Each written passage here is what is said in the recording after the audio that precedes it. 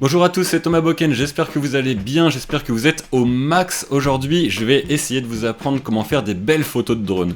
Alors oui, j'entends souvent des gens qui me disent « Oh, la photo de drone, c'est bien gentil, mais c'est facile, tu fais voler ton truc. » Et vu que tu as un point de vue qui est toujours différent, bah, la photo elle est forcément magnifique. Et ben c'est totalement faux parce que la photo de drone, c'est beaucoup plus complexe qu'il n'y paraît.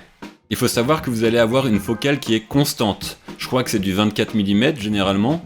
Avant, moi j'avais le Mavic Air, le tout premier qui est sorti. Là récemment, j'ai craqué. Je me suis acheté cette petite bête incroyable, le Mavic Air 2S. Peut-être que un de ces jours, je vous ferai une petite présentation de ce bijou. Mais en attendant, on va voir comment modifier une photo de drone. Le désavantage avec la plupart des drones, c'est que vous allez, du coup, comme je vous ai dit, avoir une focale constante, qui est généralement de 24 mm ou 26 mm. Contrairement à un appareil photo classique, vous allez être restreint dans votre prise de vue. C'est-à-dire que vous allez devoir cadrer parfaitement votre photo. Mais aujourd'hui, je vais vous apprendre quelques astuces que j'utilise personnellement pour mes photos de drone pour Instagram, pour que vous ayez un résultat qui soit absolument magnifique et qui change des photos habituelles. Le principe de cette technique, ça va être de shooter plusieurs photos pour les assembler ensuite en post-production sur Photoshop. Vous allez voir, c'est très facile à faire, très rapide et ça se fait automatiquement, vous n'avez rien à faire. Là pour cet exemple, je vais avoir deux photos, une en haut et une en bas, que je vais shooter au même endroit juste en descendant un petit peu la caméra. Alors par contre, faites un réglage manuel, c'est très important pour avoir la même luminosité sur toutes les photos. Sinon votre drone va corriger l'exposition automatiquement et ensuite le logiciel va avoir du mal à les intégrer parfaitement. Il y a deux grands avantages dans cette technique, c'est que vous allez avoir un nouveau cadrage qui change de votre focale habituelle, vous allez avoir un cadrage qui est beaucoup plus grand, et aussi en empilant beaucoup de photos, vous allez gagner en pixels, et du coup en qualité d'image et en netteté. Et bien écoutez, on y va, c'est parti, on ouvre Photoshop et je vous montre ça, vous allez voir, vous allez trop kiffer. On a juste à ouvrir Photoshop pour commencer, on va aller dans l'onglet Fichier, Automatisation, puis Photomerge. On se retrouve avec une petite fenêtre avec plusieurs modes de disposition. Nous on va sélectionner le mode auto, c'est le plus complet et c'est celui qui est le plus pratique. On clique sur parcourir. J'ai mes deux photos que j'ai prises et le but ça va être de les assembler. Je clique sur la première photo du ciel, puis la deuxième photo. Vous pouvez les sélectionner toutes les deux directement. Puis je clique sur OK. Je clique sur OK encore une fois pour faire travailler le logiciel. On va se retrouver avec la photo du haut que je viens d'effacer et un autre calque avec la photo du bas. Les deux photos se sont bien assemblées et il me reste juste à les recadrer. Je clique sur l'outil de recadrage, je sélectionne bien ce format là pour qu'il soit compatible avec Instagram. Et j'ai plus qu'à recadrer ma photo. Moi je vais laisser au centre la route qui donne une belle perspective vers les montagnes. Une fois que c'est fait, vous cliquez sur vos deux calques et vous les fusionnez.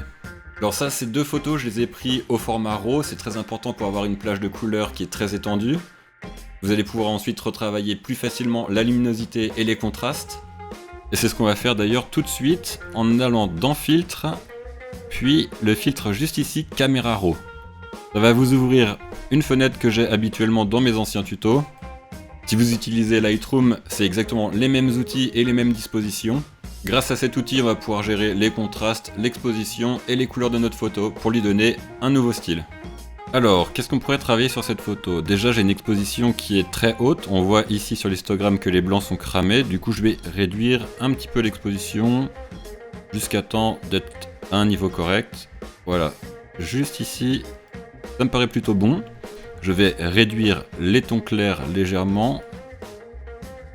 Je vais bien sûr mettre un petit peu plus de contraste. Même beaucoup de contraste, là ça fait plutôt bien. Je vais réduire un petit peu les tons foncés, augmenter les blancs pour que l'histogramme soit correct. Je vais réduire les noirs. Hop. Juste ici on est bon. On se retrouve du coup avec des couleurs beaucoup plus vives, beaucoup plus de contraste. Et on a du détail qui est récupéré surtout au niveau du ciel et sur l'ensemble de la photo générale. Je vais pouvoir rajouter légèrement de la clarté, mais pas trop. Je vais augmenter un petit peu la vibrance et là cette fois-ci diminuer légèrement la saturation. J'ai oublié, mais je vais travailler aussi la température et la balance des blancs en rajoutant légèrement du bleu à la photo Voilà, comme ça me semble correct. On va travailler la courbe d'exposition. Si vous n'avez toujours pas vu le tuto de la courbe d'exposition, je vous le mets en description parce que c'est un outil qui est complexe mais qui est super utile pour vos photographies. Je vais placer 3 points sur ma courbe, juste comme ça. Je vais augmenter les tons clairs, diminuer un petit peu les tons moyens juste ici, et diminuer les tons foncés. Et là, on se retrouve avec une photo avec beaucoup plus de contraste parce qu'on a une courbe en S.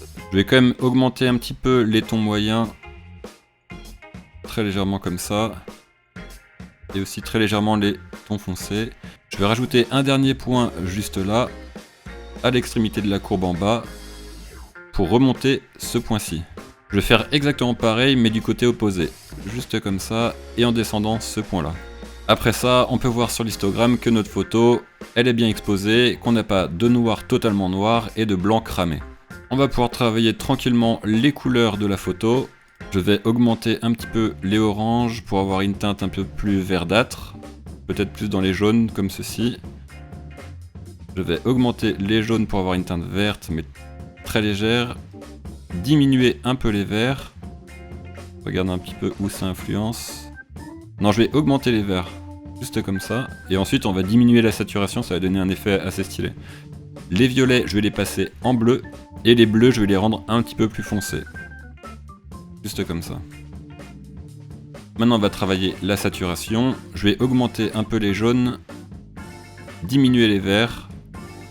Et diminuer les oranges. Les bleus, je vais les diminuer aussi un petit peu. Et les violets aussi, mais un peu moins. Juste comme ça. Et les bleus aussi, je vais les remonter un petit peu, voilà, comme ça. Là, on se retrouve avec une photo qui a 2 couleurs. On va pouvoir jouer sur la luminance. Je vais essayer de rapporter un petit peu de vie à l'image en augmentant les tons jaunes. Ça va rajouter un petit peu de contraste, mais on va pas trop en abuser, juste comme ça. On va diminuer les tons verts. On va les mettre vraiment bien sombres, comme ça. On va enlever un petit peu de lumière dans les tons bleus pour faire ressortir le ciel et la route. Et pareil avec les tons violets. Après ça, je vais retourner sur mon outil de courbe de tonalité. Pour cette fois-ci, gérer le profil de couleur. Je vais dans la courbe bleue. J'augmente légèrement les bleus dans les basses lumières. Mais vraiment, il faut y aller petit à petit. Comme ça me paraît pas mal. Puis à l'inverse, les rouges, je vais les diminuer un petit peu. Juste comme ça. Et là, on va avoir une dominance qui est un petit peu plus verte sur l'ensemble de l'image. Suite à ça, je vais encore recorriger un petit peu mes saturations.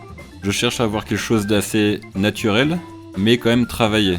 Pour fignoler encore plus la couleur, je vais aller dans l'étalonnage de l'appareil photo. Je vais m'intéresser au bleu primaire que je vais augmenter dans la saturation.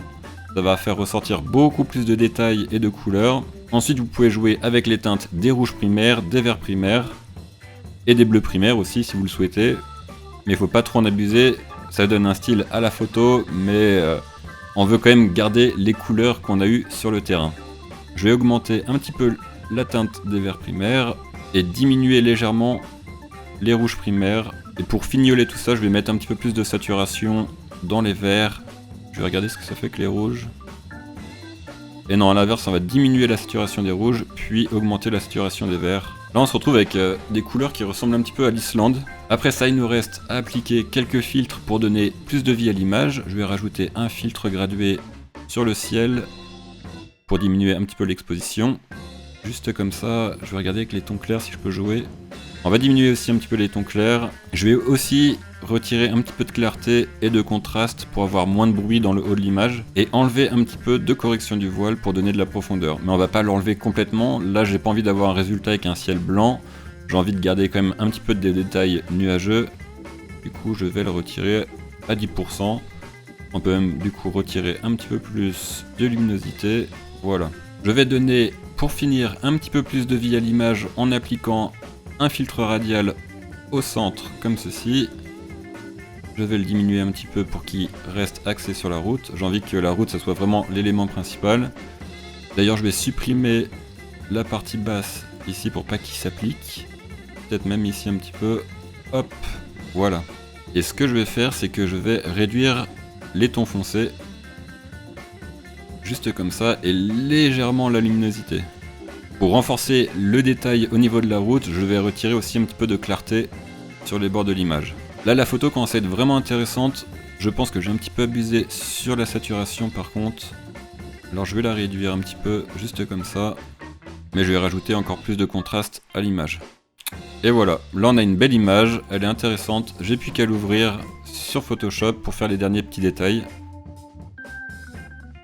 Maintenant que vous avez votre photo idéale, je vais dans Fichier, Enregistrer sous, en JPEG. La qualité, je la mets au maximum. Et c'est parti. Bah écoutez, le tuto est terminé. On se retrouve avec une belle photo de drone. Au départ, on avait 2 photos qu'on a assemblées pour en avoir qu'une seule, puis on a travaillé pour avoir une meilleure exposition et des plus jolies couleurs. Je suis très content du résultat, je le trouve cool. Sur ce, je vous dis à bientôt pour un nouveau tuto, je les sors tous les vendredis soirs. Si vous souhaitez soutenir la chaîne gratuitement, mettez un petit pouce bleu et abonnez-vous si ça vous plaît. Et on se dit à bientôt.